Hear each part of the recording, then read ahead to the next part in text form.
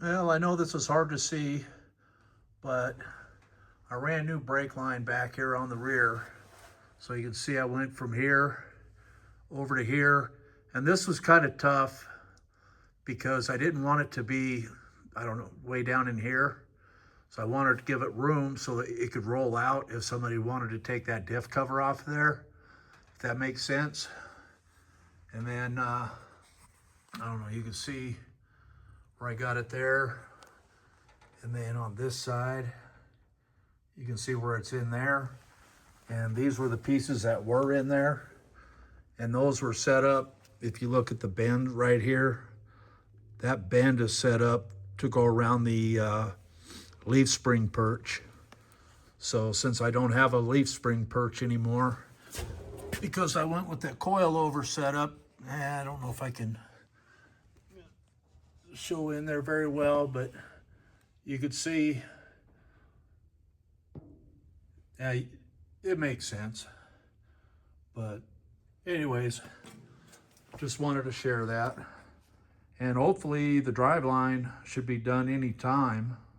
I'm not sure if the guy's working today or not, but maybe Monday be my guess. And I'll get that driveline set in there.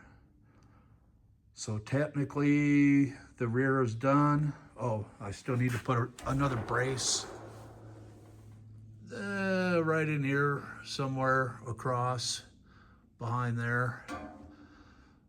That way, because there's nothing else holding the frame towards the front other than that transmission cross member. And I don't think that cross member has enough strength in it because it's bolted to hold the frame. So I'll just weld some 1 inch by 1 inch tubing in there, and that should be it. Oh, I gotta finish running this brake line too. So I'm gonna redo that brake line going up to that proportioning valve for the brake system. But you can see I put that's a Russell Performance brake line. So the stainless steel one there. So that one should work out pretty good. Anyways, hope everybody had a great Christmas. And with that, later.